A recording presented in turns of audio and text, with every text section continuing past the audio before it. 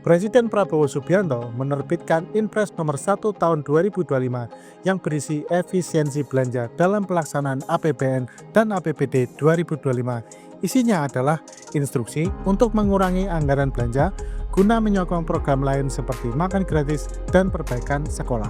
Efisiensi tersebut memangkas 306,69 triliun dari belanja kementerian lembaga hingga alokasi dana transfer ke daerah. Lantas, dampak apa yang timbul dari efisiensi anggaran ini dan seperti apa keramaian warganet menyoroti kabar ini? Simak selengkapnya dalam Melek Politik melalui analisis Netre Media Monitoring bersama saya, Ananditya Paradi.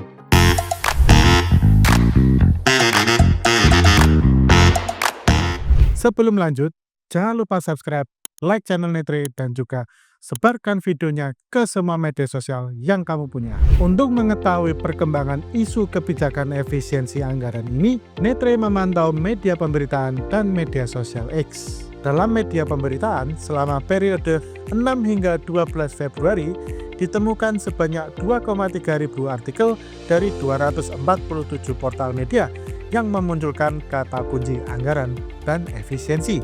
Terdapat sejumlah isu penting yang direkam oleh media online, seperti isu pemangkasan gaji pegawai yang menjadi sorotan utama media terkait dampak dari efisiensi anggaran. Komisi Yudisial (KY) menjadi lembaga yang paling terpukul.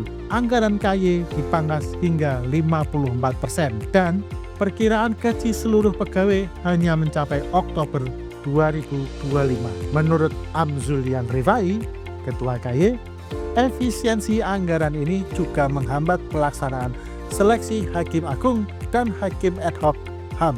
Selain itu, pembangunan infrastruktur juga banyak dibahas media sebagai topik yang turut terdampak efisiensi anggaran. Beberapa anggaran pemerintah daerah telah dipangkas seperti Pemkab Wonogiri dan Kota Probolinggo. Hal ini menyebabkan tertundanya proyek-proyek infrastruktur yang telah berlangsung maupun tengah direncanakan. Tidak hanya itu, lembaga penyiaran RRI dan TVRI juga berdampak. Beberapa karyawan honorer RRI dan TVRI di berbagai daerah pun dirumahkan, seperti curahan hati penyiar RRI Ternate yang telah bekerja 11 tahun, harus dirumahkan karena efisiensi anggaran. Kemudian RRI ND menerapkan pengurangan jam kerja terhadap penyiar dan kontributor yang berstatus tenaga lepas. Bahkan RRI Semarang sampai harus memberhentikan siaran konvensional. Riuhnya pemberitaan terkait efisiensi anggaran ini menempatkan nama Menteri Keuangan Sri Mulyani menjadi tokoh yang paling banyak disebut dalam jajaran top people setelah Presiden Prabowo Subianto.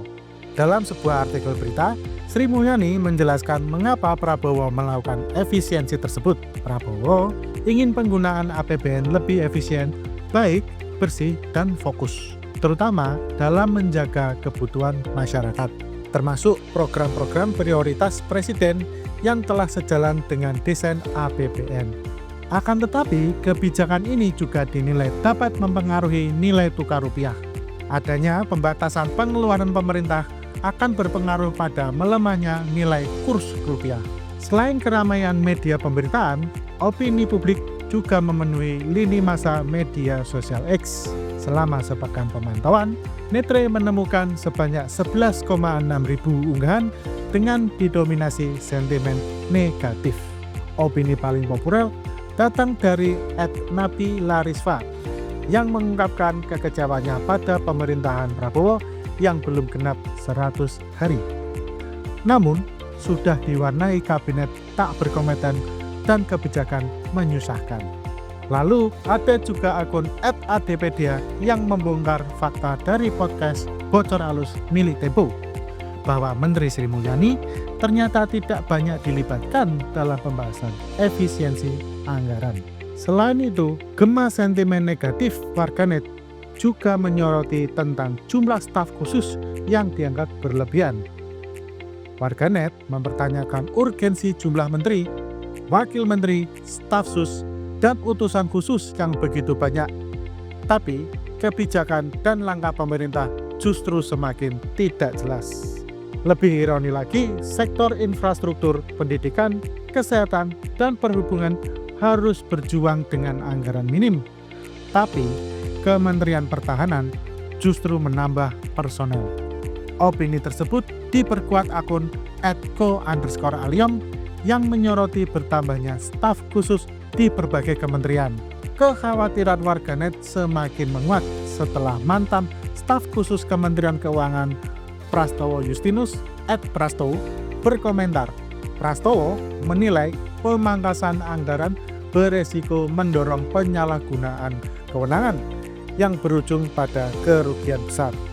Akan tetapi, menurut akun @partaisosmed, efisiensi anggaran tidak akan berdampak signifikan jika pola belanja negara masih berorientasi pada penyerapan anggaran. Perbincangan ini menjadi unik dan menarik karena warganet plus62 mewarnai diskusi dengan kebijakan negara Vietnam, seperti opini dari akun @masbro_back, @kangmanto123, dan @perupadata, yang membandingkan efisiensi anggaran di Vietnam dengan di Indonesia. Faktanya, Vietnam juga tengah melakukan efisiensi anggaran, namun bukan dengan menambahkan staf khusus seperti Indonesia, melainkan dengan memangkas sejumlah kementerian dan lembaga serta menerapkan kebijakan PPN 8% dengan pertumbuhan ekonomi mencapai 7,09%. Di tengah gemuruh gelombang kritik masyarakat, muncul tagar anggaran bijak untuk rakyat. Tagar ini menyampaikan pesan bahwa efisiensi anggaran tidak akan merugikan rakyat. Justru, efisiensi tersebut memiliki tujuan untuk memaksimalkan manfaat APBN. Riuh tagar ini mencoba membangun narasi positif tentang pemerintahan Presiden Prabowo dan menyatakan bahwa pemangkasan anggaran tidak akan berdampak pada pelayanan publik, subsidi, maupun gaji pegawai. Opini tersebut menyumbang sentimen positif dalam perbincangan terkait topik. Sementara itu, selama periode pemantauan, unggahan yang paling banyak mendapat respons berasal dari akun-akun bersentimen negatif atau yang memuat kritikan untuk kebijakan efisiensi anggaran. Hal ini menunjukkan bahwa opini bernada kritikan lebih menarik perhatian dibanding narasi positif yang coba dibangun. Netre Friends, itu tadi paparan terkait efisiensi anggaran. Kalau dilihat, lebih banyak masyarakat yang mengkritik kebijakan tersebut daripada mendukungnya. Kalian, tim yang mengkritik atau mendukung nih? Tulis pendapat kalian di kolom komentar yuk. Atau kalian mau riset keramaian lain seputar efisiensi anggaran? Riset pakai Netre Media Monitoring aja, dijamin aktual dan gratis.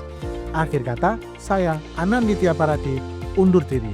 Sampai jumpa di Melek Politik selanjutnya. Sampai jumpa semuanya.